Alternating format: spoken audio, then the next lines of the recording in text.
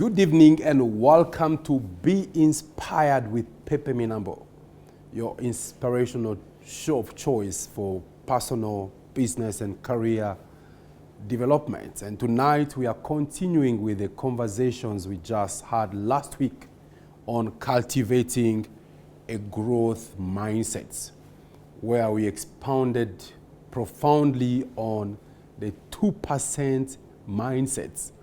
We say there is a group of people in this world known as the 2% mindset that shapes the world for the rest of the 98% of the world population.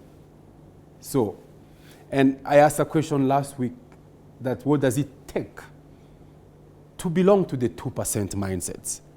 Let me tell you, the clothes we wear, the shoes, the handbags we carry, the planes we travel on, the roads that we drive on, the policies we live with, and every other thing around this world is inspired, made by 2% of the world population, and whereby 98% of the world population are just beneficiaries of this.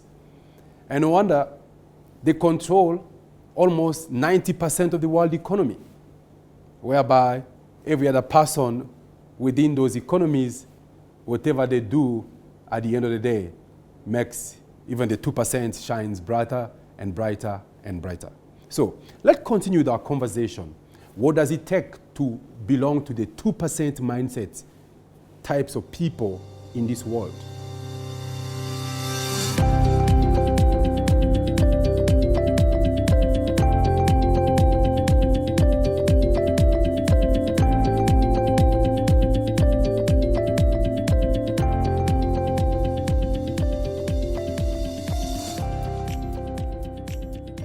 I came across some research recently on the 10 in-demand skills in today's world if you want to belong to the other side of the fence, the 2% mindsets, either in business, in career, in family, or in anything you do.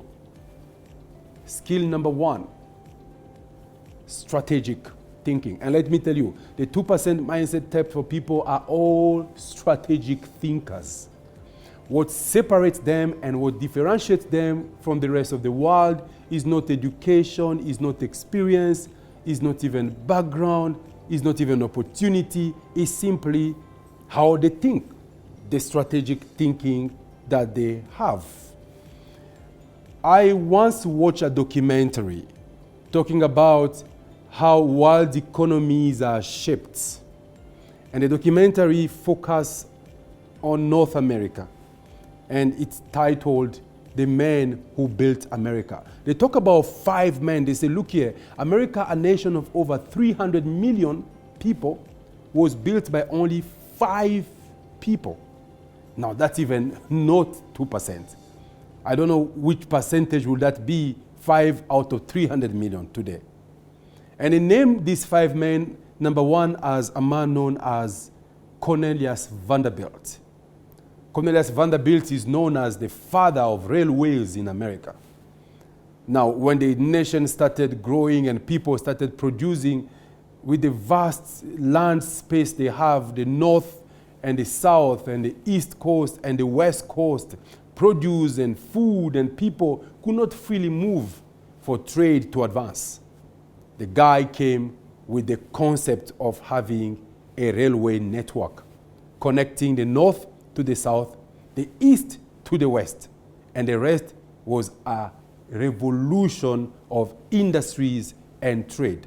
But before Cornelius Vanderbilt came with the concept of building a rail network that connected, states and counties and districts, there was a man known as Andrew Carnegie. Andrew Carnegie, history names him as the father of steel. This is the guy who really came up with this great concept of industrializing steel. He provided steel to a young economy that was in need of industrialization. So his contribution to the economic development of that country was very significant.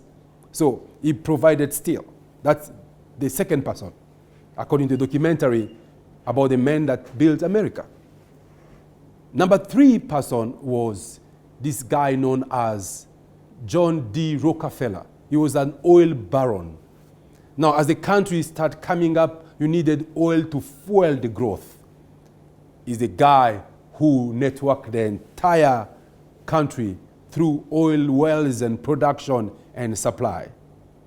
Now, as people started industrializing and money started coming in, you needed someone to manage the finances. J.P. Morgan came as number 4. J.P. Morgan is the guy who kind of formalized the banking systems, especially investment, commercial banking in the history of America. And the 5th person that came into play to complete the number 5, the 5th person was Henry Ford. Henry Ford, the founder and creator of the Ford Motors Corporations. He provided luxury, he provided lifestyle to the newly kind of developed or emerging economy. So those are the 5 men that built America according to the documentary. You can search this on YouTube, you can search this on Google to understand even more the story behind these 5 men. But let me tell you something. A country today of over 300 million, everything was influenced by about 5 men. But look at the trade, look at the patterns, look at the enterprises, look at the businesses they did. All of them strategic. Transportation, railway network, connecting the country from north to south, from east to west, very strategic. Steel, to industrialize, you needed steel, very strategic. And then you have oil, powerful and strategic. And then you have financial management, very strategic. And then you have lifestyle that completes the circle. So I say the first skill in demand in order to switch from the 98% of the world population that live in a world created for them by the 2% of the world population is number 1, strategic thinking. In whatever you do and whatever career you are in, how strategic are you? The second skill needed, or the second skill that is so obvious among the 2% mindset in the world is negotiation skills. Let me tell you, these people know how to negotiate their way to the top. They know how to get what they want and where they want it and how they want it. They are so smart in convincing people. In fact, skill number 3 is persuasion. You can separate negotiation from persuasion. So strategically thinking, they can negotiate anything and they can convince every stakeholder or any stakeholder to buy into their way of thinking or to buy into their concept or into their value proposition. So these are already 3 critical skills for personal growth, for career growth, for enterprise growth, for business growth, for any type of growth anyone can ever aspire to. So number 1, you have strategic thinking. Number 2, you have negotiation skills. And number 3, you have persuasion skills. And number 4, to most of these people, was about presentation skills. So it's one thing to have a dream.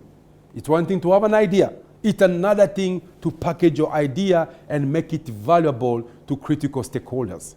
Selling yourself, selling your ideas, selling your concept, selling whatever you find very valuable in order to offer growth to your life or to your enterprises. So 4 critical skills here. You have number 1, strategic skill. Number 2, you have negotiation skills. Number 3, you have persuasion skills. And then number 4, you have presentation skills. With these 4 skills, let me tell you, you are not a regular human being. You are not an ordinary person. Because if you think strategically, you are able to see opportunities that others may not see. You are able to go to places that others will not even spot. Then, as you get there, you may not have what it takes to carry home whatever took you there. But then you are able to negotiate, to get things your way, under your terms and conditions, because you have what it takes to persuade the other party to buy into your world, to persuade the other party to come into your world. But then, if they can't get persuaded, you are able to express yourself even further, to present the dream, to present the concept, to present the vision, the mission to multitude in order to create an entire colony of followers. So the 2% mindset, they have particular skills they use to belong to that particular club. So we'll be right back to continue with the conversation.